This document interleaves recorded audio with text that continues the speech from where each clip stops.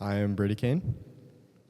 So let's start off with our mission statement. Our goal of our project is to expand the collected data on the green spaces of Venice to the surrounding islands. So first off, the impacts of green spaces.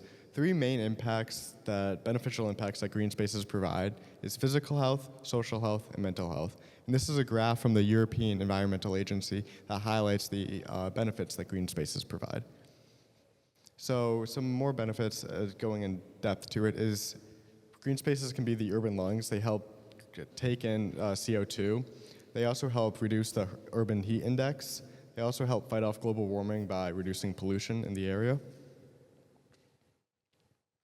So some stats and just common statistics that the green spaces should have is the World Health Organization states that there should be 9 square meters per green space for every resident. And the European Environmental Agency recommends the 330-300 rule, which basically states that from your work, office, or your home, you should be able to see 3 trees. There should be a 30% canopy over every neighborhood, and you should only have to walk 300 meters to a near green space. So private gardens and green spaces have always existed. Dating back to the ancient Egyptians around 2000 BCE, private gardens existed for kings and just the wealthy people that had money to use water on their own gardens. They also were the gardens of Sigiro from Sri Lanka, which was basically his own king. He created his own private garden within his palace that only he was able to access. But public green spaces are kind of a new concept. With the shift from agricultural to industrial civilization, these big cities needed green spaces to accommodate for the people living inside. One of these is the first green space in America, which was Elm Park in Worcester, which opened up in 1854.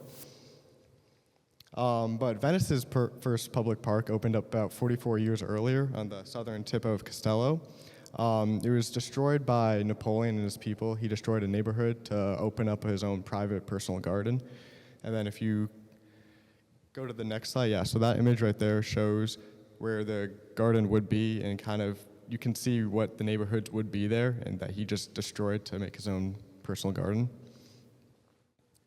So here's another one, is the drawing from Jacopo de Barberia, which basically shows St. Helena before it was actually constructed. It shows just the sea ocean, nothing there. In this image, you can see how the people of Venice, they just created a new green space to allow for more accommodation and space and just green spaces in general. So first green spaces that returned from private into public gardens in Venice was Napoleon's Giardini de Castello and the Giardini Reali. And then many other public spaces were also converted into public spaces, shown in the images here. So what previous teams have already done data on?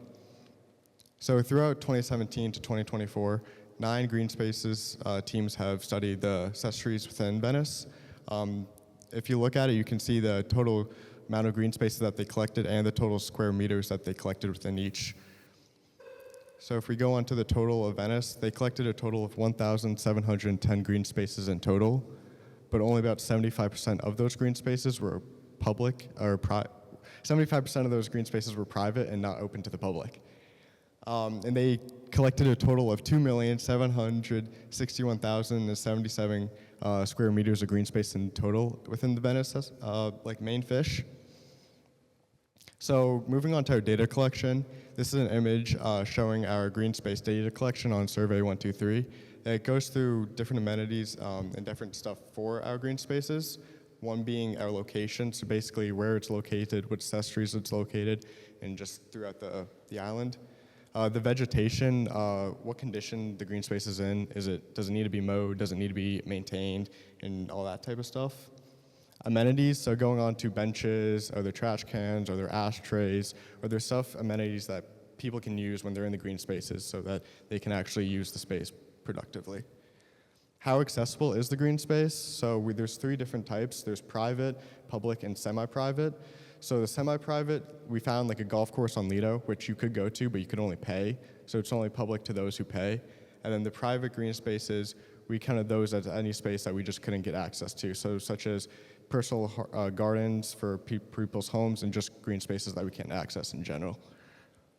And then we went on to the just land type, which we'll show here in a minute. So our first main is the agricultural plot, which basically is just farming plots for people to use. And here's like a wine field. Next one is just sports fields, like soccer fields and just areas for people to play sports on. Next is a playground and like sports equipment area. So it's for where kids can just use playgrounds and where people can go outside and just get exercise and use the work equipment. The next is a vegetable garden. So we counted one on Burano and one on Murano, but the issue with these is that people only 65 and up can use it. People below that are not allowed to access it and use it. This becomes an issue because if we want people to come in and use these green spaces, that's kind of just restricting a big population to not be able to use it. Another one, like we said, is the private gardens, which is any area that we just can't access and is private to us. And then another area is a big park, so it's just a big area, a big open field where people can just go play and just more or less just be a park for people to enjoy. And then went on to urban wild, so it's just land that the government has that they just don't upkeep. So a lot of them is, there's a lot of like dumping fields within Venice, and then there's also a lot of, we found an abandoned home that kind of just has some urban wild right there that no one's taking care of.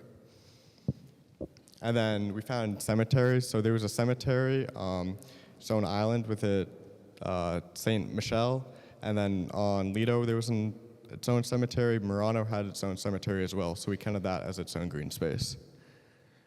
And then because the public spaces team, they mentioned trees in the Compi, we also decided to focus on street trees, so trees that are not actually in green spaces, but if you're walking down a street, there's just a tree in the middle of the road with like a little green space. We counted that as its own land type, so if you're walking down the street, you can kind of see the canopy, and that kind of helps with the 30% canopy that the EEA kind of wants.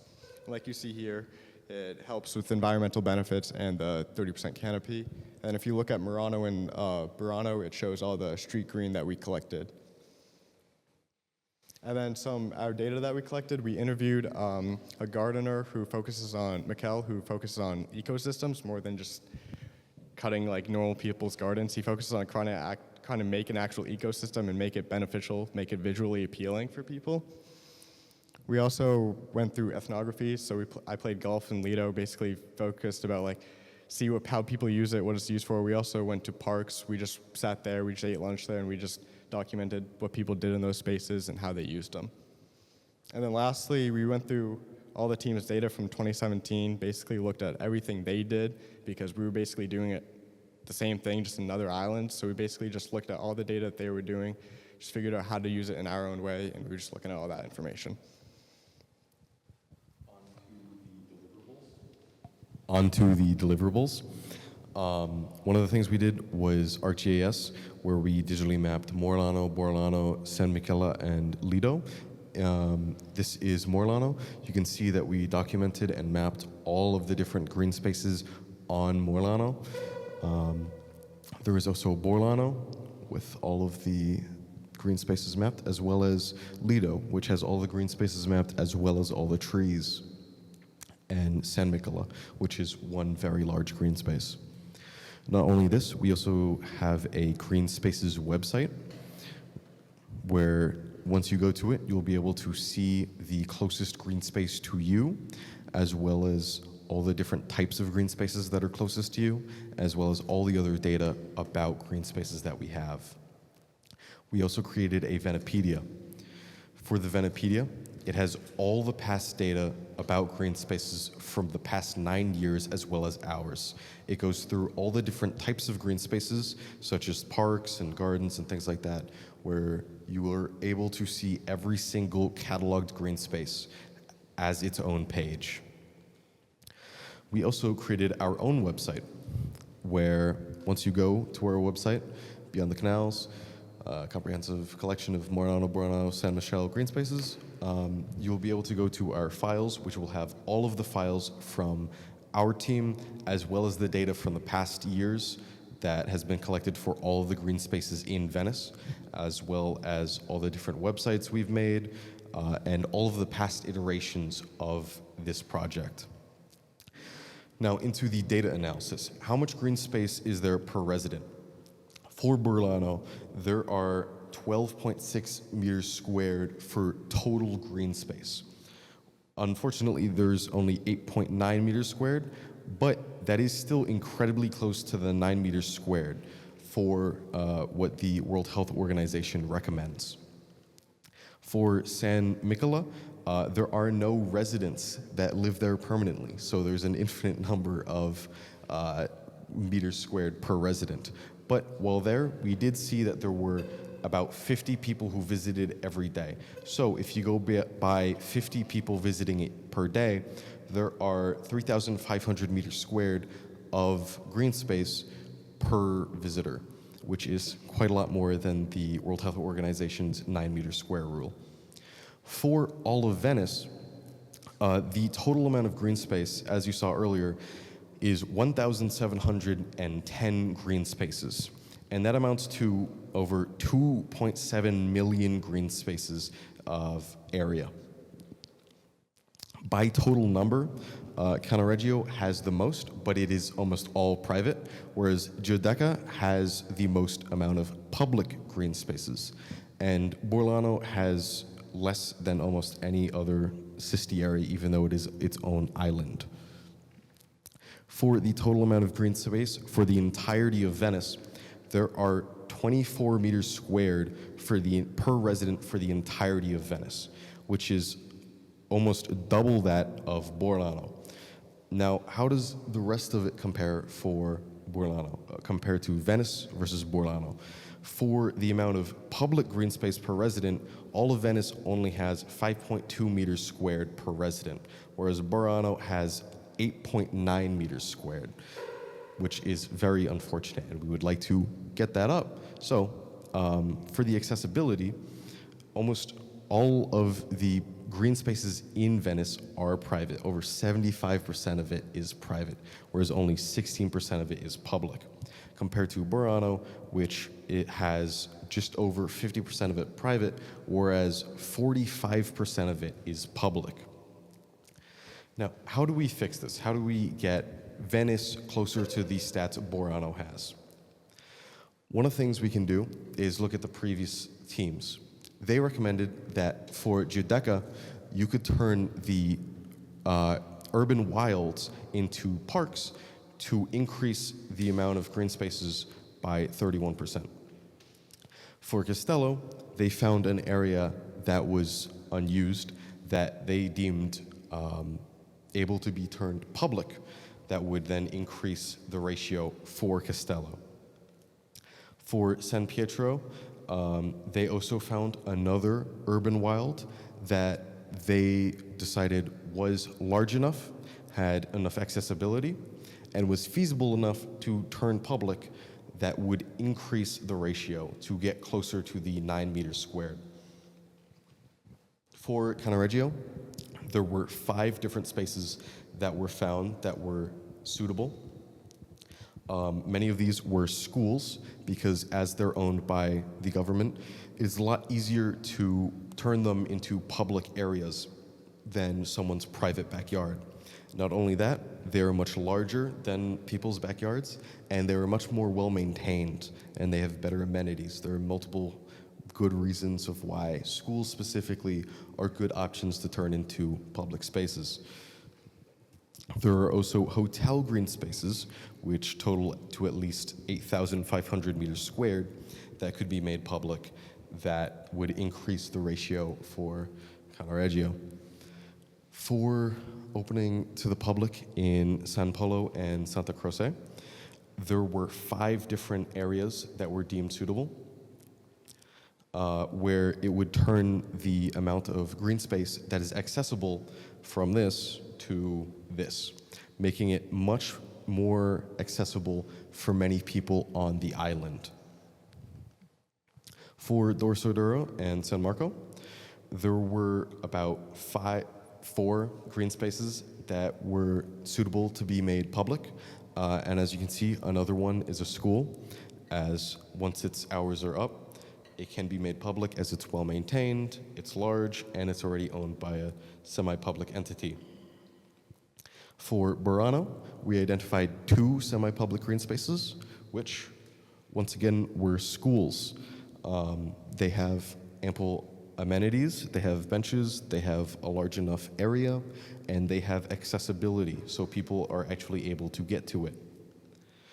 The thing we noticed in Burano was that no matter where you went, even if it wasn't a public park and it was just in an alleyway, you always felt immersed in green space because they put greenery everywhere.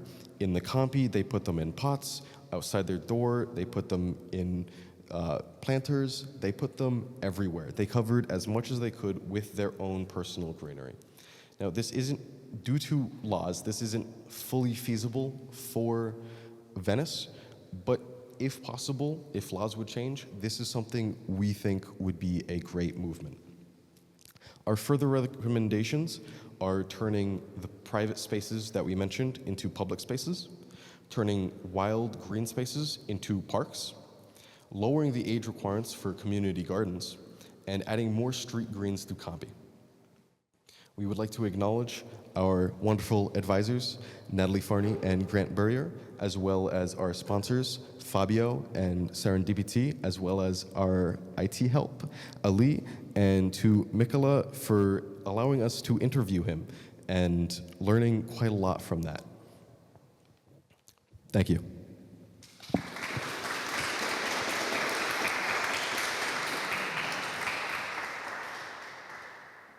Any questions? Cool, thank you. Thank you.